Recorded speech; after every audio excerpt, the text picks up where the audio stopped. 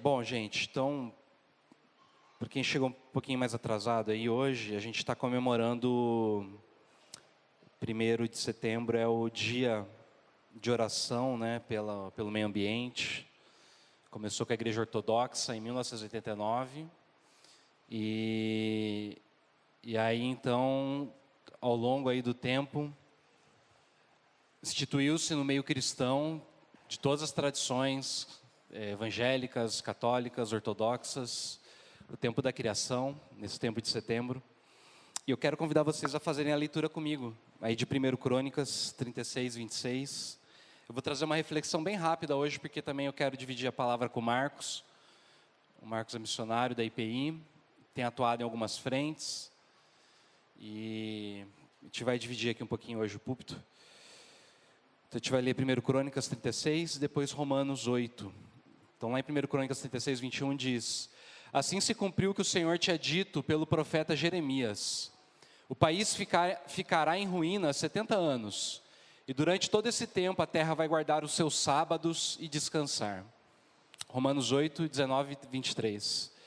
A natureza criada aguarda com grande expectativa que os filhos de Deus sejam revelados, pois ela foi submetida à futilidade, não pela sua própria escolha, mas por causa da vontade daquele que a sujeitou, na esperança de que a própria natureza criada será libertada da escravidão, da decadência em que se encontra, para a gloriosa liberdade dos filhos de Deus.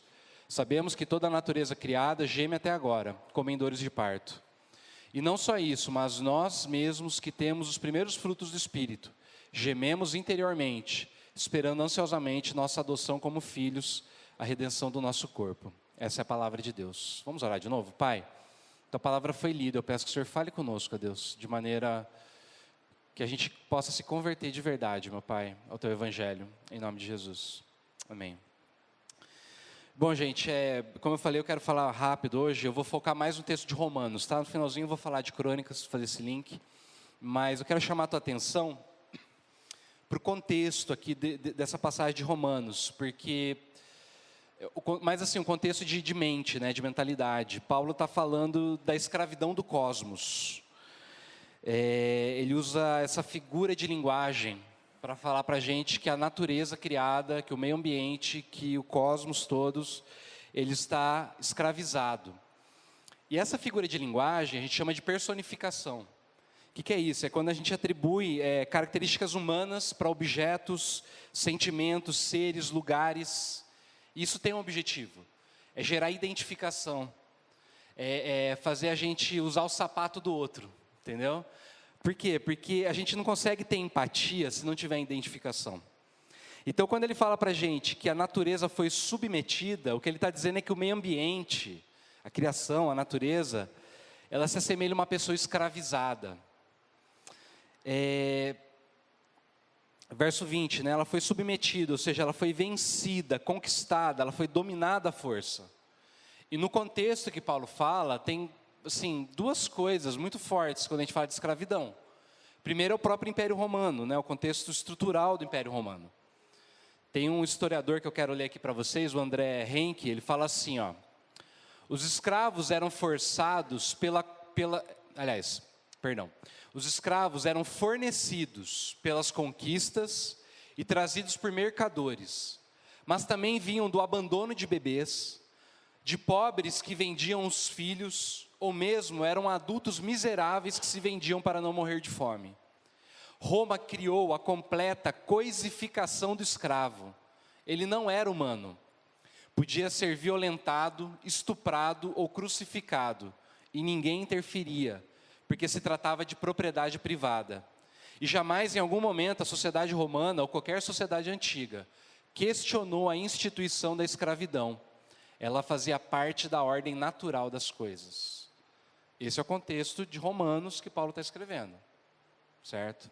Agora, tem uma outra coisa também que provavelmente passa na cabeça de Paulo.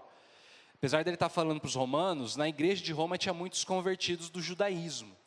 E quando a gente fala de escravidão, essa linguagem toda remete a gente ao êxodo do Egito. Por quê? Porque no êxodo, né, o povo de Israel, ele foi submetido à escravidão pelos egípcios.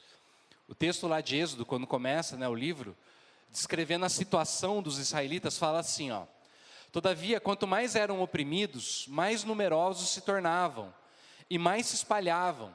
Por isso, os egípcios passaram a temer os israelitas e os sujeitaram à cruel escravidão. Tornaram-lhes a vida amarga, impondo-lhes a árdua tarefa de preparar o barro e fazer tijolos, e executar todo tipo de trabalho agrícola. Em tudo os egípcios os sujeitavam, a mesma palavra de Romanos, a cruel escravidão. Então, quando Paulo olha para o meio ambiente, e ele percebe que o meio ambiente está sendo tratado como escravo, ele está dizendo para a gente que o meio ambiente, o cosmos, ele foi coisificado, virou uma propriedade particular. E aí, pode ser estuprado, pode ser violentado, pode ser crucificado e ninguém vai fazer nada. O que ele está dizendo para a gente é que a natureza, ela é tratada com crueldade, ou seja, a existência dela ficou amarga. Ele fala que ela ficou vazia, ela ficou fútil. Isso daí é a linguagem do Eclesiastes. A palavra usada, né? Vaidade, vazio, fútil, quer dizer o seguinte: tipo, a natureza, ela meio que perdeu o propósito, né? Perdeu o sentido. E se essa é a situação da criação, né? Eu quero trabalhar com vocês uma implicação só para a nossa vida, que é o seguinte: o que isso tem a ver com a gente? Então, meu ponto de hoje é: ouça o grito da criação. Ouça o grito. O verso 22 ele fala: sabemos que toda a natureza criada geme até agora como em dores de parto. Existe um gemido, existe um suspiro de dor, um grito abafado, como uma mulher no trabalho de parto. Você já ouviu uma mulher em trabalho de parto? Os pais aqui dão risadinha, né?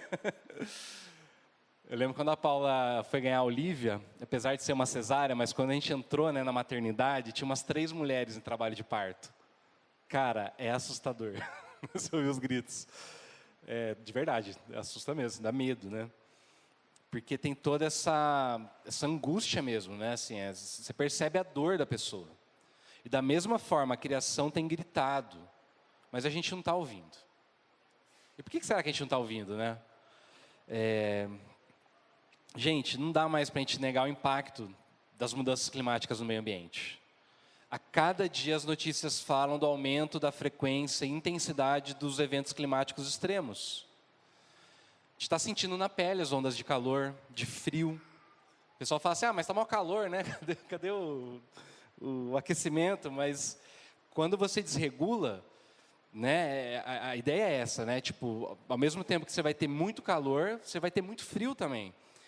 E as pesquisas científicas mostram isso. A década de 2010 a 2019 foi a mais quente registrada, com 2016 sendo o ano mais quente. Para vocês terem ideia, em 2010, 55 mil pessoas morreram na Rússia por conta do calor. Diz que em Moscou morria 700 pessoas por dia por conta do calor. Os furacões estão ficando cada vez mais intensos. 2016 foi o ano mais quente. 2017, não sei se vocês lembram, nós tivemos 3 furacões F5 no Atlântico. E os cientistas vão dizer para a gente que um furacão F5 acontece a cada 500 mil anos. A gente teve 3 no único ano. Aí você fala assim: mas daí Cara, em 2020 teve 2 tornados em Santa Catarina, não sei se vocês lembram, destruiu um monte de casa. Então está chegando cada vez mais perto da gente. Os incêndios florestais, né? Todo ano a gente liga o jornal e a gente vê que a Califórnia está pegando fogo, a Grécia está pegando fogo, o Pantanal está pegando fogo, São Paulo está pegando fogo. Gente, semana passada, quando choveu, não sei se vocês perceberam, pelo menos eu estava na casa do meu pai, a hora que eu saí da casa do meu pai, e choveu, né? Vocês lembram?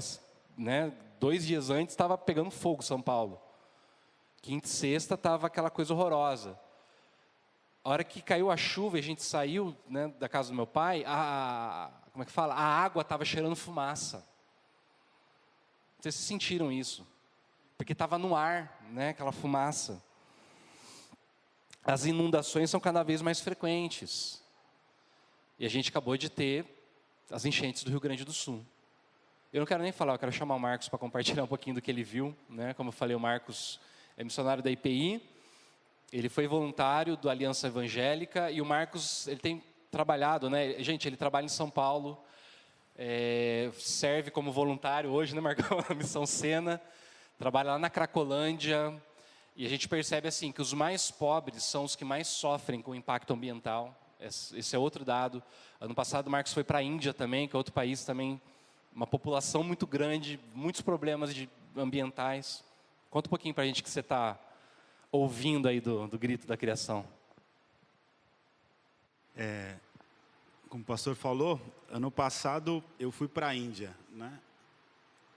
Quando você começa a andar por alguns lugares, a gente começa a perceber como que a gente tem destruído aquilo que Deus criou. Mas destruído de uma forma assim, que está ficando sem precedentes. Eu chego na Índia, um país de 417 bilhão de pessoas, são 7 vezes a população do Brasil, 3 vezes menor o território do Brasil. Mais de 60% da população não tem um banheiro. Em Delhi, a capital, você tem lixões. Lixões. Que pessoas sobrevivem daquilo, o cheiro de morte. Né? O cheiro de morte. E pessoas estão indo para lá e para cá, o dia inteiro. Como a gente. Correndo atrás da vida, de pagar os nossos boletos, e não se atentando que estamos morrendo a cada dia. Uma fumaça, uma poluição, né? Eu tive uma sinusite muito forte na Índia, também como tive no Sul, eu tenho uma sinusite recorrente, então lá foi muito complicado. Problemas, por exemplo, de saneamento básico, eu tive que comprar água para escovar os dentes. Com 15 dias lá que meu intestino voltou a funcionar normalmente, provando as comidas. Se eu tivesse comido, eu realmente tinha parado no hospital. Eu tomo um remédio recorrente, né, omeprazol e tudo mais, então foi bem complicado. Saio da Índia e nós temos viajado pelo Brasil em algumas incursões missionárias. Vou para os Lençóis Maranhenses. Esse ano, nossa, coisa maravilhosa, né? Linda os Lençóis Maranhenses. Mas você vê a ação do homem. O homem, para conquistar, o homem, para ter lucro, ele vai acabando com tudo. Não é diferente. E também vai escravizando os menos favorecidos. Então lá nós vemos vários empresários que estão escravizando os mais pobres, né? Acabando com os recursos naturais. Os ribeirinhos daquele local sofrem demais. Nós fomos numa ação com 147 voluntários para os Lençóis Maranhenses, levamos médicos, dentistas, cabeleireiros, 1000 cestas básicas para atender uma cidade que pertence aos Lençóis Maranhenses, uma cidade que não precisaria ter problemas de recurso. Imagina só, vem gente do mundo inteiro para conhecer os Lençóis Maranhenses, só que as pessoas estão morrendo de fome naquele lugar. Por conta da nossa ganância. Saio do contexto dos Lençóis Maranhenses, e aí tem a tragédia no Rio Grande do Sul. Cheguei lá na primeira semana. Quando nós chegamos, eu, o Ked, o pastor Ked e mais o Ed, para atravessar uma ponte que deve ter 600 metros. A gente estava no percurso ali para chegar na cidade de Lajeado, uma das cidades mais atingidas, 5 quilômetros. Demoramos quase 7 horas para atravessar. Aí eu e o Ked deixamos o carro, né, com o Ed ali, vamos caminhando, porque está muito complicado aqui, vamos esticar as pernas. Saímos andando pela estrada. Quando a gente chegou em cima da ponte, quem viu na televisão aquela loja da Van, que ela foi destruída em Lajeado? Aquela ponte dá naquela loja da Van. Quando eu e o Ked subimos ali na ponte, eu comecei a ficar muito assustado, porque eu comecei a ver ferros retorcidos pela força da água. Ferros retorcidos pela força da água. Nós fomos representar a EPI do Brasil, lá em Lajeado, em Cruzeiro do Sul, para sermos voluntários com a Aliança Evangélica. É uma missão interdenominacional que atua em catástrofes. A Aliança já esteve em Petrópolis, tem gente na guerra da Ucrânia, já esteve também em enchentes lá no Rio Grande do Sul, e aí mobilizou várias pessoas para estarem lá. Então, na primeira semana, foi a semana que as pessoas tinham acabado de ser resgatadas. No bairro, ali no bairro em Cruzeiro do Sul, o bairro Passo de Estrela, do lado de Passo de Estrela, 500 casas foram destruídas, não existiam mais. A água passou e levou tudo embora. Imagina só, eu fiquei brisando assim, né? Eu fiquei imaginando, imagina só meu avô comprou um terreno ali naquele lugar, construiu uma casa, ele mesmo na força do braço dele, com a ajuda dos vizinhos. Meu pai nasceu ali. Daqui a pouco meu pai conheceu minha mãe naquele bairro, casou. Já tem 70 anos que nós moramos ali, a nossa história toda ali. De repente, em meia hora, a chuva leva tudo embora. Eu encontrei pessoas na rua que não sabiam aonde estavam, atônitas. Uma senhora que a gente encontrou, ela ficou 4 dias em cima do telhado da casa dela. No dia que nós passamos, né, pela porta da casa dela, a filha dela nos chamou e falou assim: poxa, vocês podem dar um abraço na mãe, que hoje é o aniversário dela? Tinham perdido tudo. E a gente estava sendo Jesus ali naquela hora. A terra está clamando, clamando pela ação dos discípulos de Jesus Cristo de Nazaré. Nós cobramos os governantes, mas hoje precisamos, enquanto discípulos do Cristo, sermos Jesus para essas pessoas. Agirmos nessas crises. Então nós chegamos lá, nos envolvemos com vários voluntários. A primeira semana foi só para descarregar a carreta. Ia servir bem lá, pastor. Abacuque, né? Abacuque ia estar bem lá com a gente lá, só descarregando carreta, batendo carreta.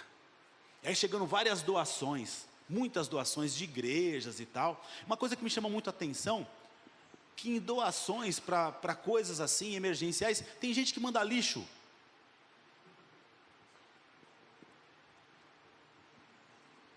Vestido de noiva, vestido de festa, para alguém que não tem nem uma calcinha para usar, com perdão da má palavra. Tem gente que manda doações, comida vencida.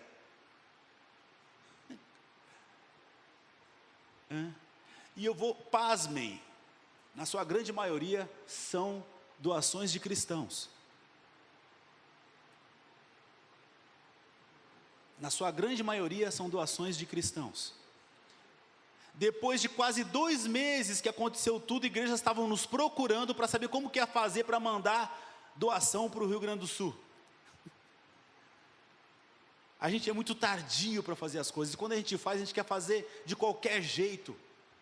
A gente não consegue entender que para me resgatar e para te resgatar, Deus manda Jesus Cristo de Nazaré, o melhor que Ele tinha.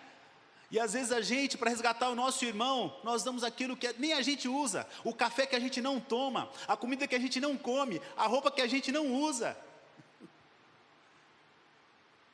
A gente não cuida da natureza.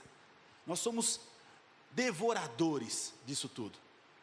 Mas algo que me chamou muito a atenção foi que eu vi no Instagram, um recorte de um podcast, um rapaz falando sobre a colonização daquelas margens dos rios ali, do rio Taquari, de vários lugares, né, do Rio Grande do Sul. Falando que quando os colonos chegaram naquelas regiões, ninguém morava nas margens dos rios, ninguém morava. Eles chegaram, tinham tribos indígenas muito distantes do local. E uma hora eles foram até as tribos indígenas e perguntaram para as tribos: de quem é o dono daquelas terras? As tribos falaram: aquelas terras são do rio.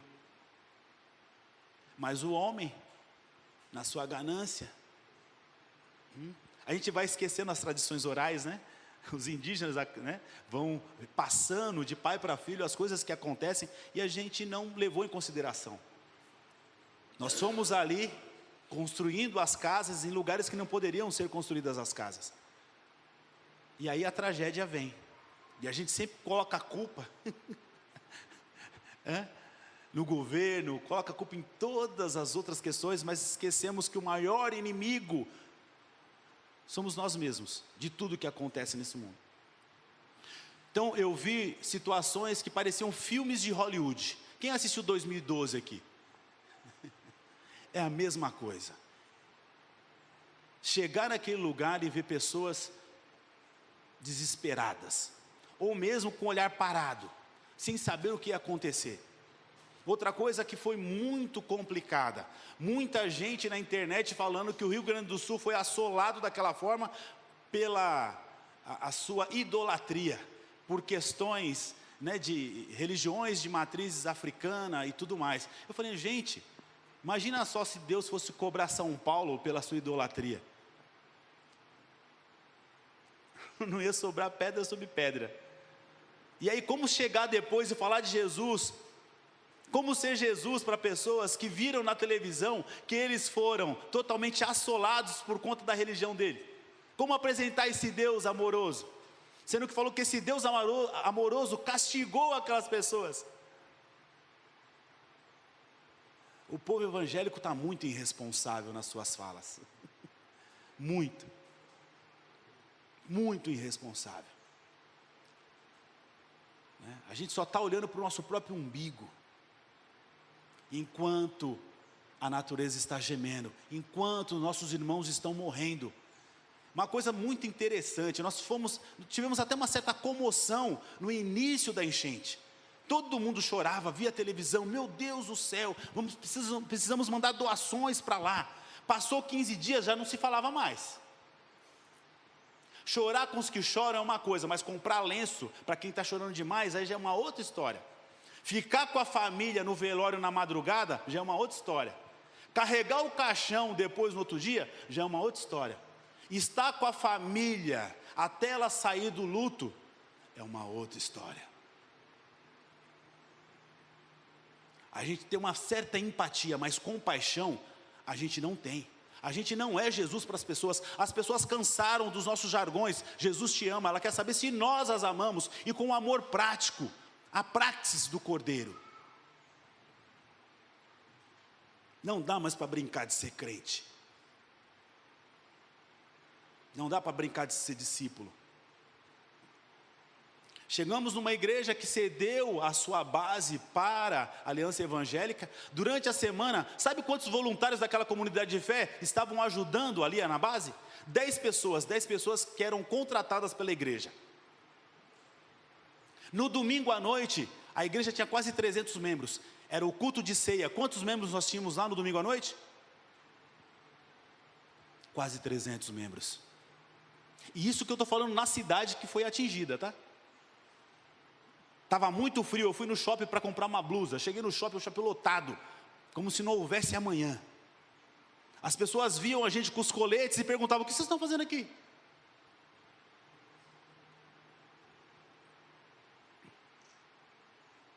Quem não é atingido pela tragédia e não consegue se colocar no lugar do outro, vai continuar tocando a vida como se nada tivesse acontecido. Eu tenho dinheiro, eu tenho meu carro, eu tenho meu trabalho, eu continuo tendo meu lazer. O que eu quero saber? Porque lá nesses lugares que foram realmente, as suas casas foram destruídas, é a população mais pobre. Foi a população mais pobre, as pessoas que foram para os abrigos, as pessoas que mais precisavam.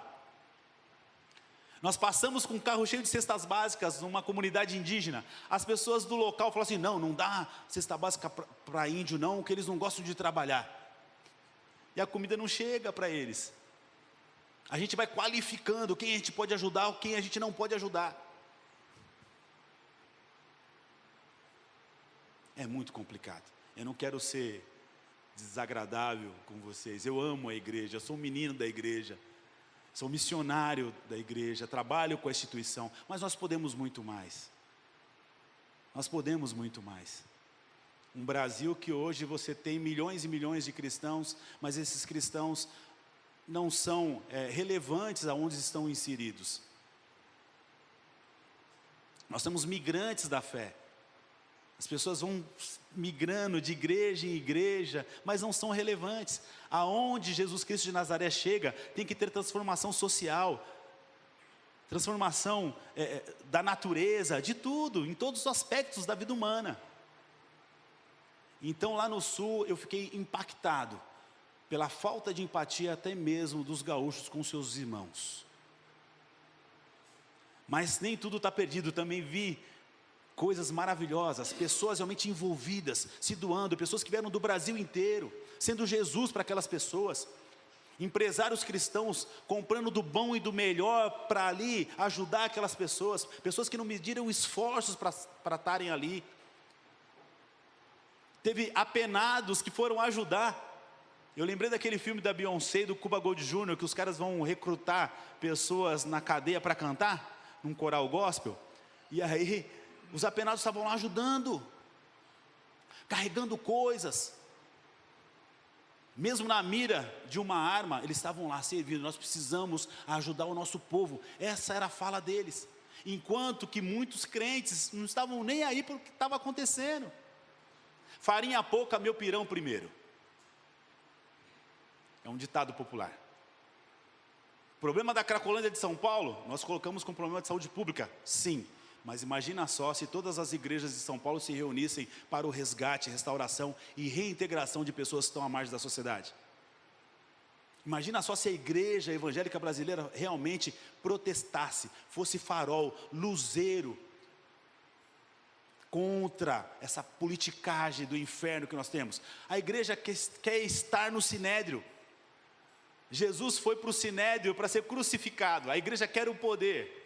Ela não entendeu que ela precisa ser mordoma e zeladora das coisas que Deus criou. Mas ainda há tempo. Todos os dias nós temos a oportunidade de recomeçar. A plantar uma árvore. A plantar amor no coração de alguém. A ser Jesus para alguém. Todos os dias nós temos esse privilégio. A palavra de Deus é anunciada todo domingo nessa comunidade de fé. Nós precisamos viver esse evangelho encarnado. O evangelho relacional de Jesus Cristo de Nazaré. Que se comunica com as pessoas, com a natureza, com tudo. Uma pergunta que eu tenho feito para minha esposa. Você vê Jesus na minha vida? Eu queria que você fizesse essa pergunta para quem come sal com você. Você vê Jesus na minha vida? Você vê Jesus nas minhas ações? Você vê Jesus quando eu dirijo? Você vê Jesus quando a gente está almoçando? Você vê Jesus quando eu trato as pessoas no mercado, no Uber, na farmácia? Você vê Jesus quando eu estou no meu trabalho? As pessoas precisam ver Jesus em nós. Mais do que só o nosso discurso. Então, Jesus Cristo de Nazaré, Ele não precisa da gente para nada, mas Ele conta comigo e com você. E é um privilégio servi-lo. A gente precisa entender isso. Você é um mordomo, você não é dono de nada. Você é um mordomo. Você é um zelador daquilo que Ele fez. E é isso. E até que Ele volte, nós temos esse privilégio de estarmos aqui, vivermos em comunidade e sermos Jesus para as pessoas. Amém? É isso. Eu queria só fechar mesmo assim, dizendo que se a linguagem de Paulo em Romanos é a linguagem do êxodo, a boa notícia é que Deus sempre ouve o grito dos oprimidos. Ele está ouvindo o grito da natureza, das pessoas, dos animais, das plantas. Ele está ouvindo. O lance é que Ele conta comigo e com você para a gente trazer a liberdade dele à tona, né? O texto lá de Crônicas, que fala que a terra, né, vai viver os seus sábados, Deus já tinha libertado o povo de Israel. Agora eles tinham que viver como o povo de Deus. Só que por conta da ganância, por conta da cobiça, eles foram trabalhando, sem respeitar aquilo que Deus tinha proclamado, que era o descanso da terra. Até a terra tinha que descansar, os animais tinham que descansar. Mas eles não viveram isso, e aí eles vão para o exílio.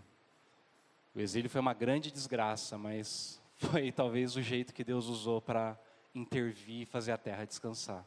Eu fiquei me perguntando, qual será o exílio que Deus vai mandar para a gente, se a gente não escutar também esse clamor, se a gente não fizer parte dessa libertação?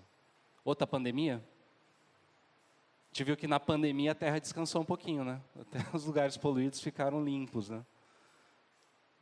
Não sei o que vai acontecer, mas eu sei que Deus ouve o clamor dos oprimidos.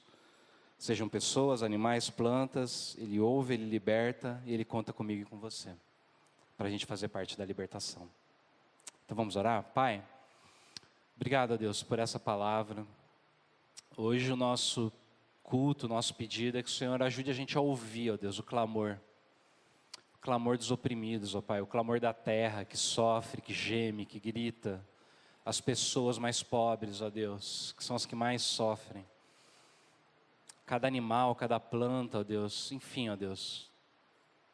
A gente mesmo, ó Pai, está sofrendo e muitas vezes a gente não percebe, ó Pai, que é por conta das nossas ações, ó Deus, que a gente está sofrendo na pele. Eu peço a Deus, Senhor, abra os nossos olhos, Senhor, abra os nossos ouvidos para a gente ver, para a gente ouvir, ó Deus. E que assim possamos, como o Marcos disse, ó Pai, sermos Jesus, ó Deus, para a criação, Jesus para esse planeta, para cada pessoa que a gente encontrar. Para que, como a gente cantou, ó Pai, a gente possa deixar o nosso irmão livre, ó Deus.